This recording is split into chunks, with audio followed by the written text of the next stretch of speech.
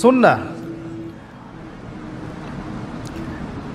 এরকমভাবে যখন আল্লাহর বান্দারা আল্লাহর কোরআন, রাসূলের হাদিস এগুলো শোনার এবং শেখার জন্য বসে, রাসূল সাল্লাল্লাহু আলাইহি ওয়াসাল্লাম অন্য হাদিসে বলেছেন ফেরেশতারা, মালায়েকারা তাদেরকে ঘিরে রাখে এবং আল্লাহ পাকের পক্ষ থেকে সাকিনা এবং রহমত বর্ষিত হতে থাকে। শুধু তাই না, আল্লাহ রাব্বুল আলামিনের কাছে আরশে আজিমের কাছাকাছি যে ফেরেশতারা আছেন, সম্মানিত ফেরেশতারা আছেন, তাদের সামনে আল্লাহ পাক এই বান্দাদেরকে নিয়ে গর্ব করতে থাকেন। কেন মালায়েকার সামনে গর্ব করতে থাকেন? কারণ মালায়েকা প্রথমে বলেছিল যে আমরা আপনার ইবাদত করি, তাসবিহ পাঠ করি, তাহলে কি জন্য আপনি এমন কাউকে সৃষ্টি করবেন পৃথিবীতে মাইয়ুফসিদু ফিহা ওয়া ইয়াসফিকুদ দিমা, যে পৃথিবীতে এসে ফাসাদ সৃষ্টি করবে এবং রক্তপাত ঘটাবে। প্রকৃতপক্ষে মানুষ পৃথিবীতে এখন এই দুইটা কাজই বেশি করছে, ফাসাদ সৃষ্টি করা এবং রক্তপাত ঘটানো।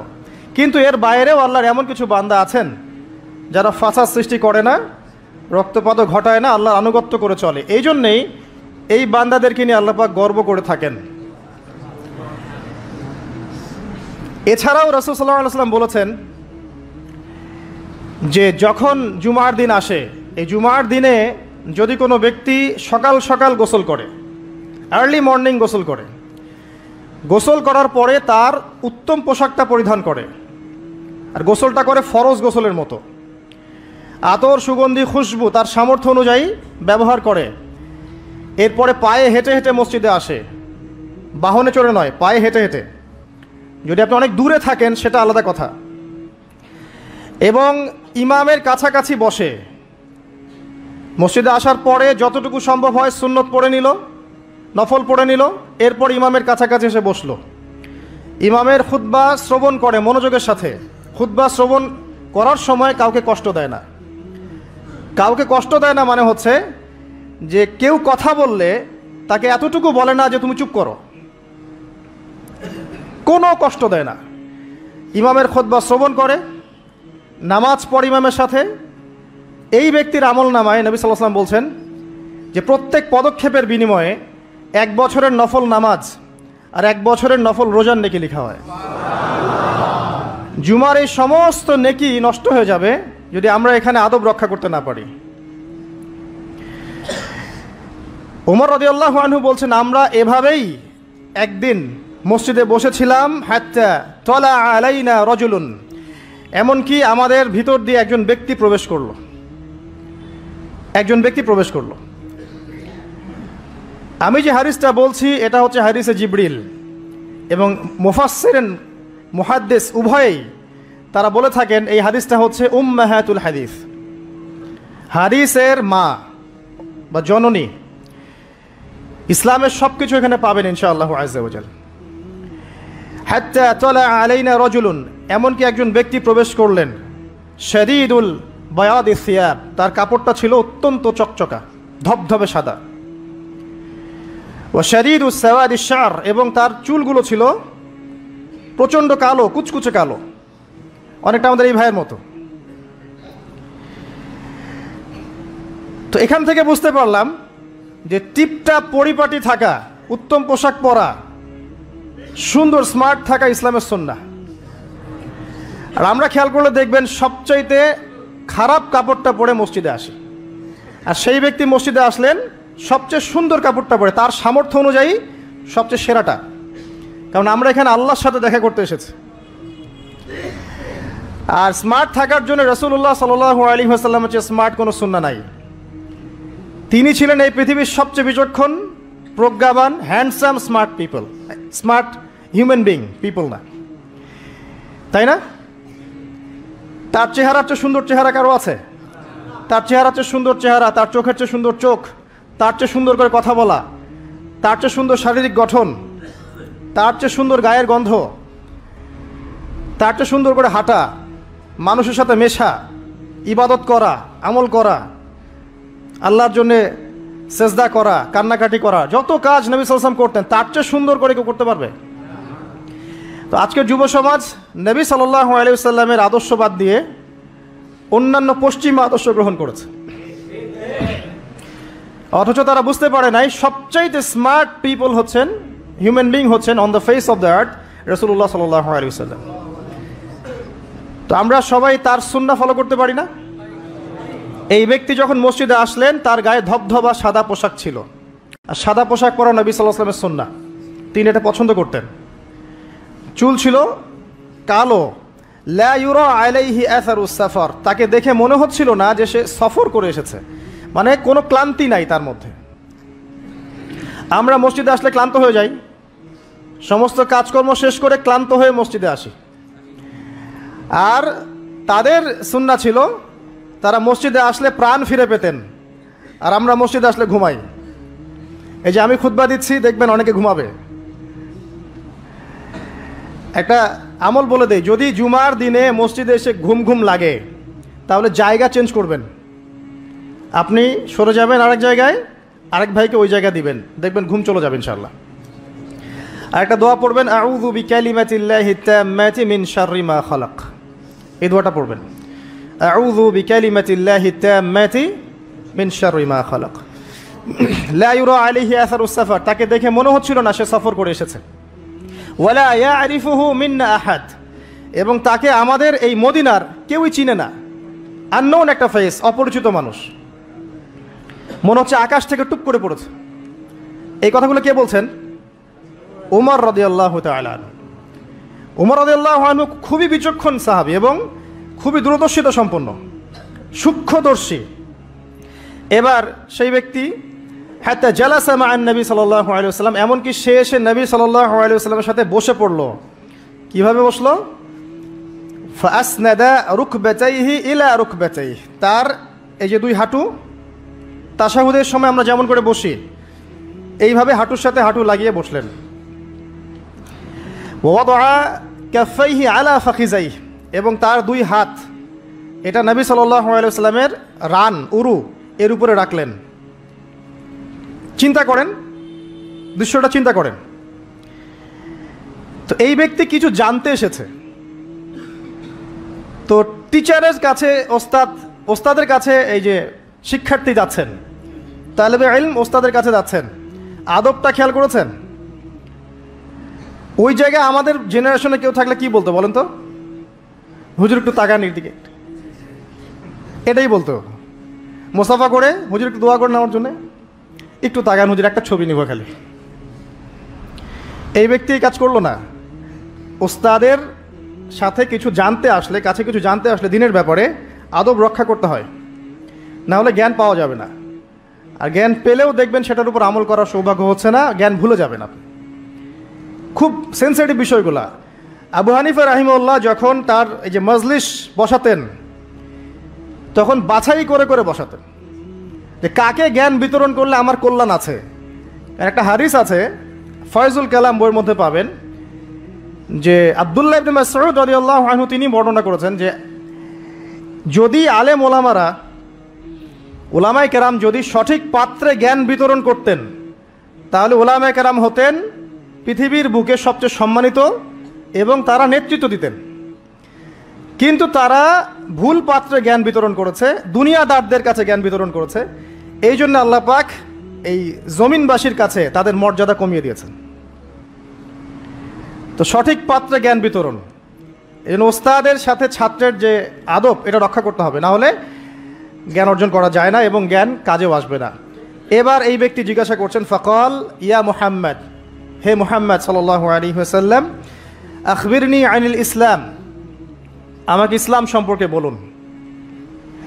নবী সাল্লাল্লাহু আলাইহি ওয়াসাল্লাম বলছেন, আল ইসলাম, ইসলাম হচ্ছে আন তাশহাদা আল্লা ইলাহা ইল্লাল্লাহ, তুমি সাক্ষ্য দিবে যে আল্লাহ ছাড়া কোনো ইলাহ নেই, ওয়া আন্না মুহাম্মাদান রাসূলুল্লাহ, মুহাম্মদ সাল্লাল্লাহু আলাইহি ওয়াসাল্লাম আল্লাহর রাসূল। কোনো বর্ণনায় এসেছে আল্লাহর বান্দা এবং রাসূল। তারপরে ওয়া আন তুকিমাস সালাহ, এবং তুমি সালাত কায়েম করবে, ওয়া আন তুতিয়াজ যাকাত, এবং যাকাত প্রদান করবে, ওয়া তাসুমা রমাদান, রমাদান মাসে সাওম পালন করবে, ওয়া তাহুজ্জাল বাইত ইন ইসতাতা'তা ইলাইহি সাবিলা, যদি সামর্থ্য হয় তাহলে আল্লাহর পথে হজ করবে। এই পাঁচটা হচ্ছে ইসলামের পিলার। আল্লাহ পাক সূরা আল ইমরানে বলেছেন না, ইন্না দ্বীনা ইনদাল্লাহিল ইসলাম, আল্লাহর কাছে একমাত্র জীবন ব্যবস্থা গ্রহণীয় সেটা কি? ইসলাম। কবরে গেলে প্রশ্ন হবে মা দীনুক, দীনিয়াল ইসলাম। তো মাল ইসলাম, ইসলাম কি? এইটা হচ্ছে ইসলাম, ইসলামের সংজ্ঞা। 5টা পিলার, এটা হচ্ছে ইসলাম।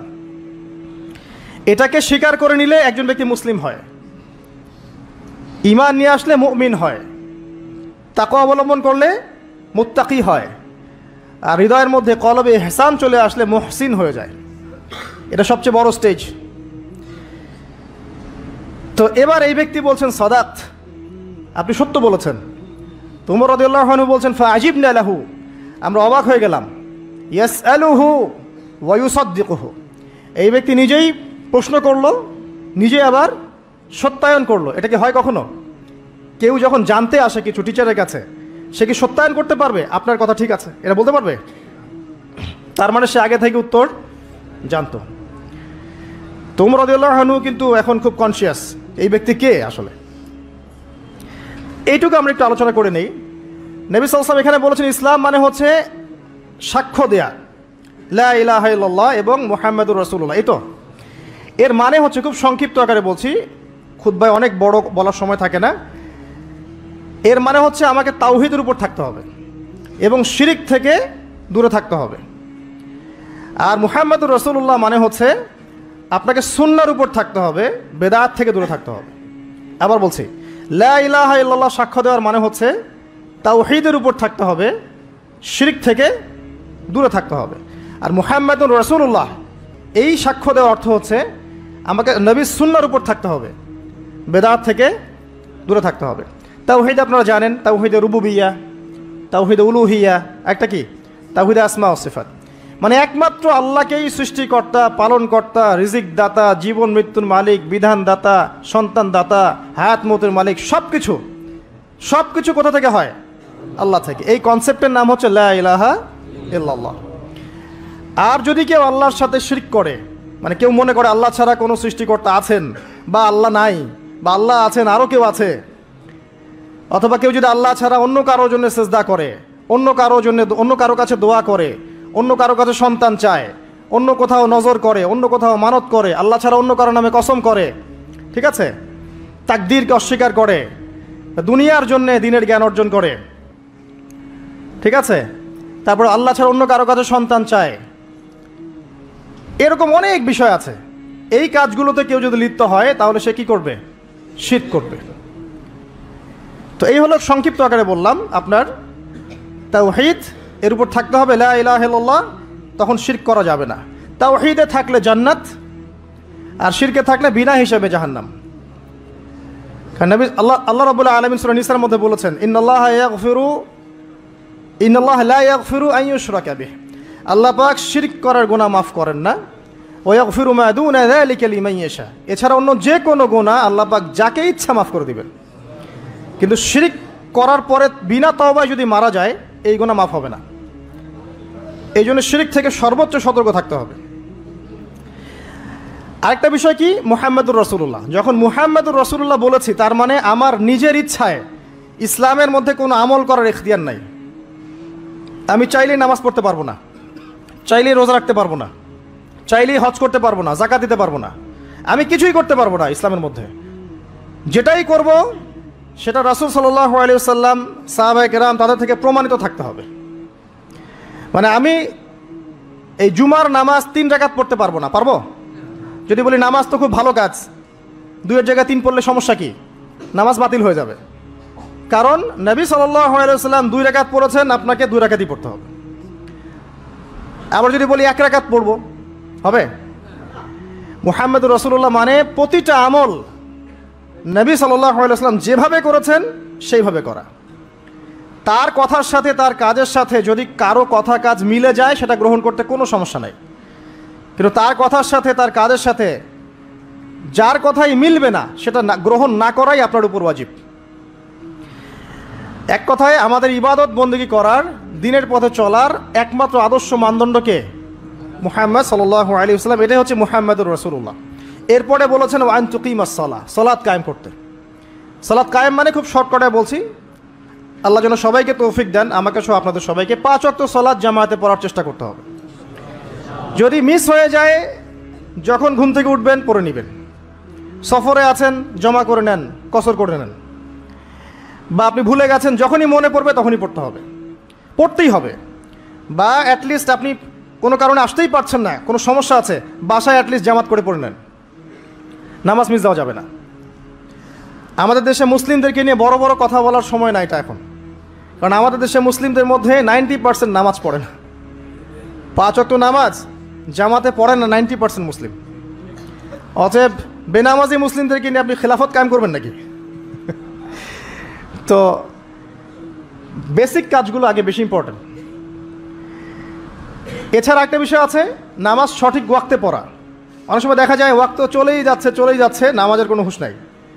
আল্লাহ পাক হেফাজত করুন আমাদেরকে। সঠিক ওয়াক্তে নামাজ পড়া এবং রাসূলুল্লাহ সাল্লাল্লাহু আলাইহি ওয়াসাল্লামের সুন্নাহ মতো নামাজ পড়া।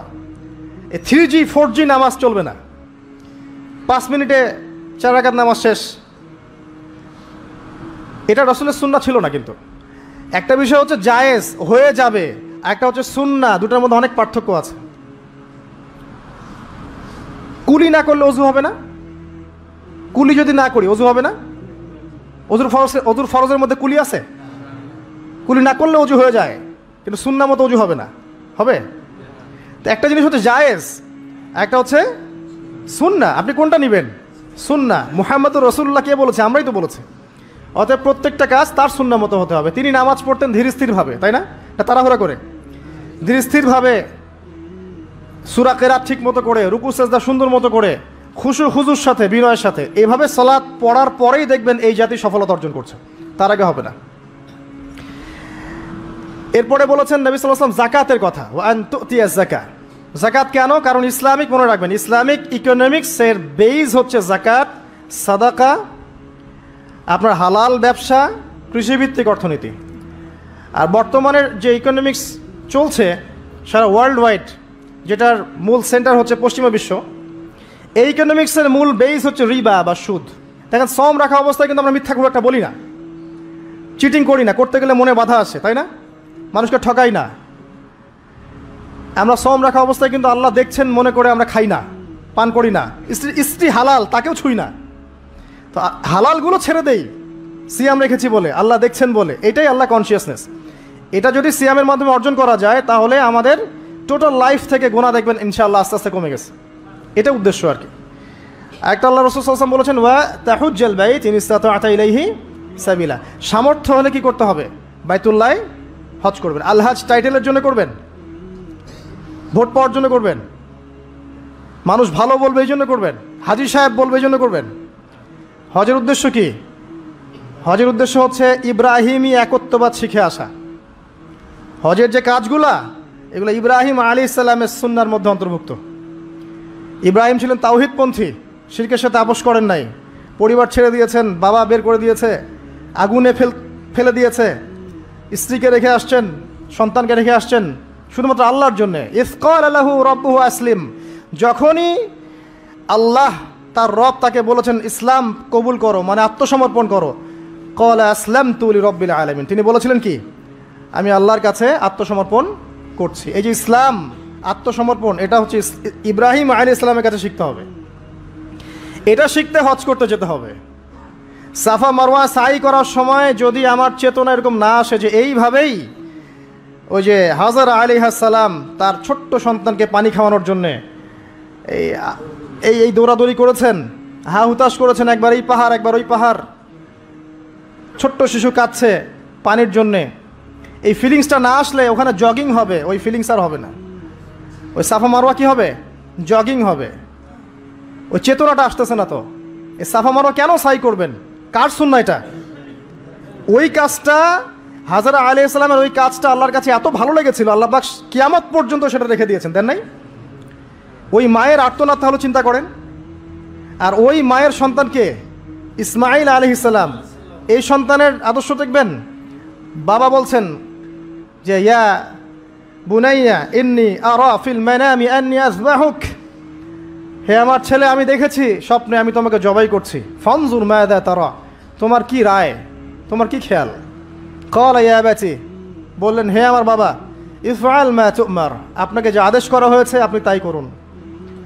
সাতাজিদুনি ইনশাআল্লাহু মিনাস সাবিরিন, ইনশাআল্লাহ আপনি আমাকে সবরকারী, ধৈর্যশীল পাবেন। এই সন্তানটাকে মানুষ করেছে তার মা হাজরা আলাইহিস সালাম, তার বাবা কিন্তু তাকে মানুষ করে নাই। ওই হাজরা যিনি সাফা মারওয়া সাই করছেন, এরকম মায়ের গর্ভ থেকেই এমন সন্তান আশা করা যায়। আর আমাদের পরিবারে, আমাদের সমাজের স্টার জলসা জি বাংলার স্ত্রীদের কাছে এমন সন্তান আশা করা যায় না। অপসংস্কৃতি দিয়ে এবং দুনিয়াবি বিষয়গুলো দিয়ে, ভোগ বিলাস, এগুলো দিয়ে এত মত্ত হয়ে গেছে এরা যে আল্লাহর তাওহীদ, আল্লাহর সুন্নাহ, ইসলামের আদর্শ, মূল্যবোধ সব ভুলে গেছে। সন্তানও বড় হচ্ছে মাশাআল্লাহ সেইভাবে। পরিবারগুলো যেন এখন এক একটা জাহান্নামের টুকরা। অথচ আল্লাহ পাক বলেছিলেন, কু আনফুসাকুম ওয়া আহলিকুম নারা, নিজে জাহান্নামের আগুন থেকে বাঁচো, পরিবারবর্গকে বাঁচাও। অনেক বড় বড় মানে রিনাউন্ড ফ্যামিলিগুলো, ইসলামিক ফ্যামিলিগুলো ভিতরে ভিতরে দেখা যাবে ফিতনা দিয়ে ভর্তি। পারিবারিক ফিতনার কারণে দেখা যায় যে দিন নিয়ে চলা, দিনের পথে কাজ করা, প্রচার প্রসার করা অনেক সময় মুশকিল হয়ে পড়ে।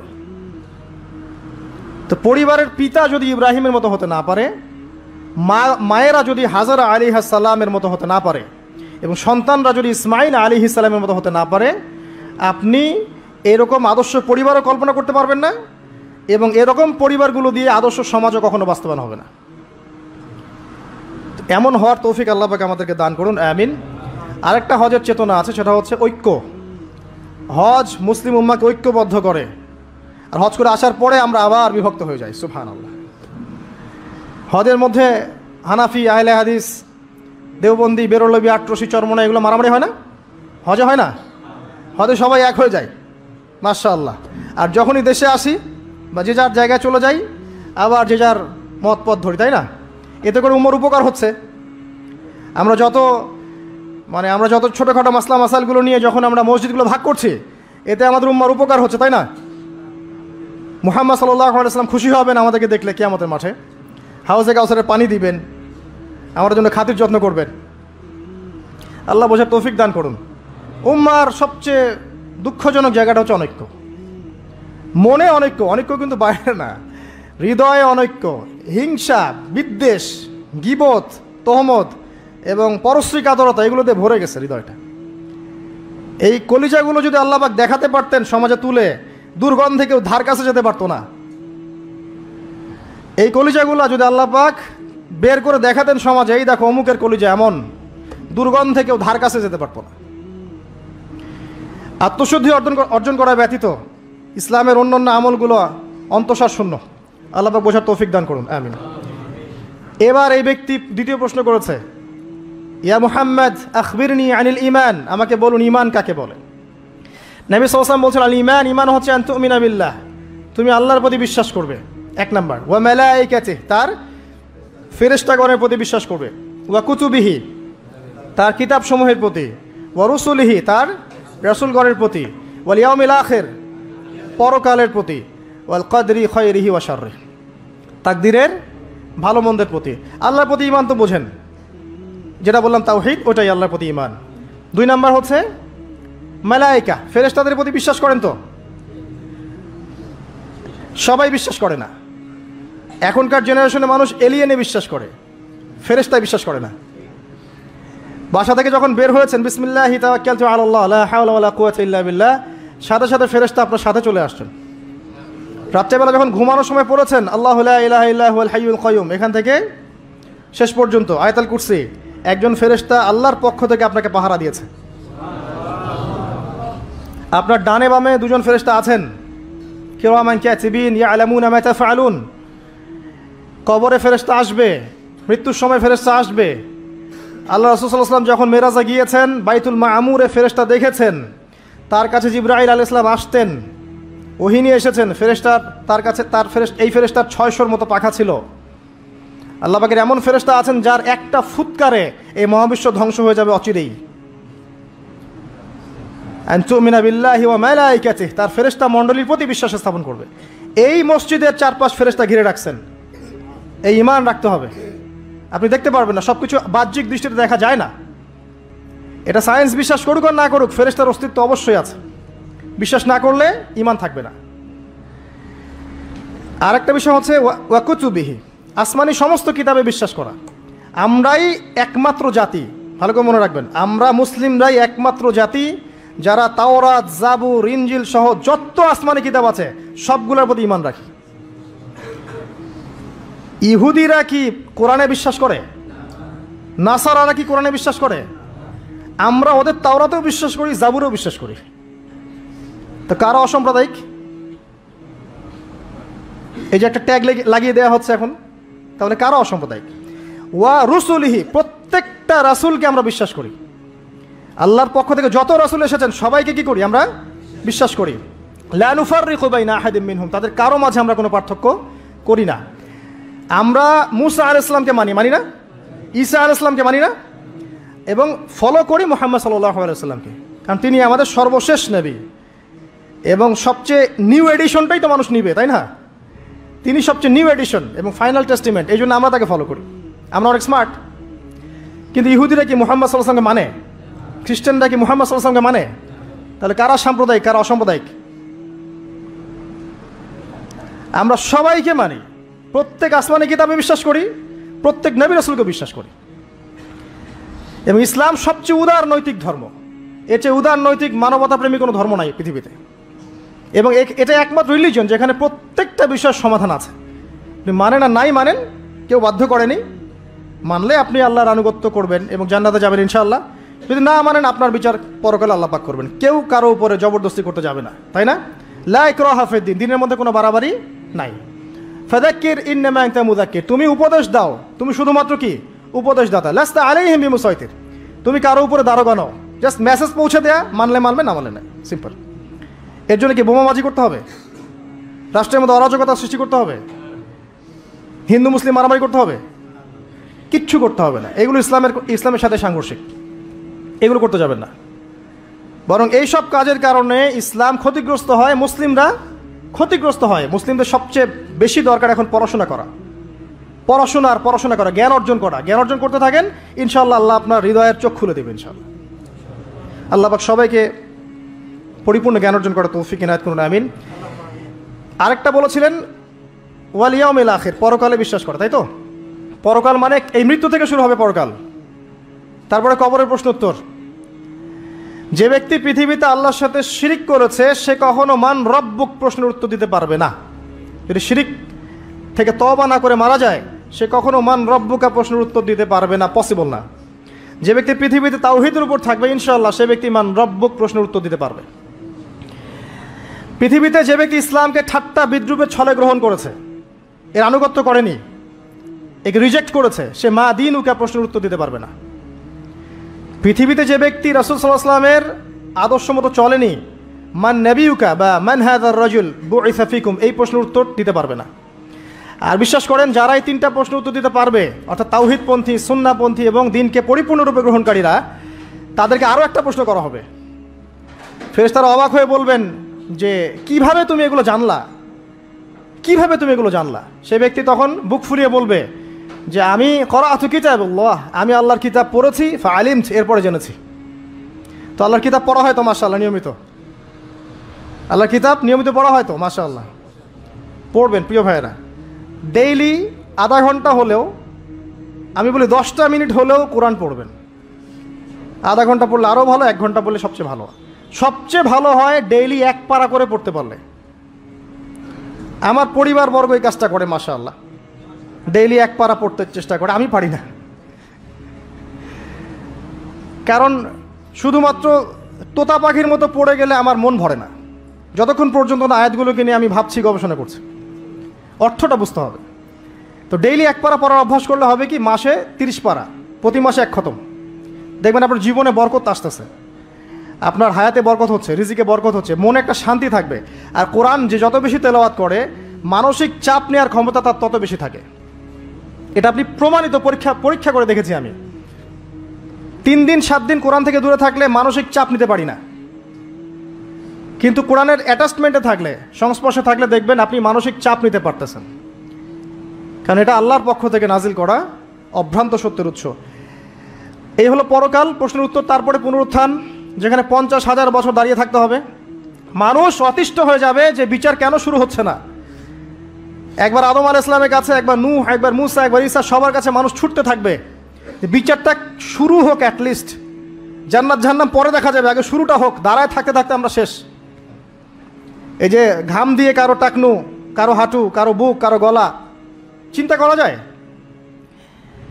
দেখবেন খেয়াল করে, নামাজ যদি 10-এর জায়গায় 15 মিনিট হয়, অস্থির মুসল্লি থাকতে পারে না। আর এই যুগের মানুষটা বেশি অস্থির বিকজ অফ এই টেকনোলজিক্যাল রেভলিউশন। এগুলো আমাদেরকে খুব ফাস্ট সব কিছু পাওয়ার একটা তাড়না সৃষ্টি করে। সব দ্রুত পেতে হবে, দ্রুত পেতে হবে, এই জন্য স্থির না, তারা অস্থির। তো ওই অস্থির মানুষকে আল্লাহ পাক কিয়ামতের মাঠে দাঁড় করে রাখবেন 50,000 বছর। সূরা মাআরিজ পড়ে দেখেন। এরপরে আমাদের নবী সাল্লাল্লাহু আলাইহি ওয়াসাল্লামের কাছে আসবেন যখন মানুষেরা, তিনি তখন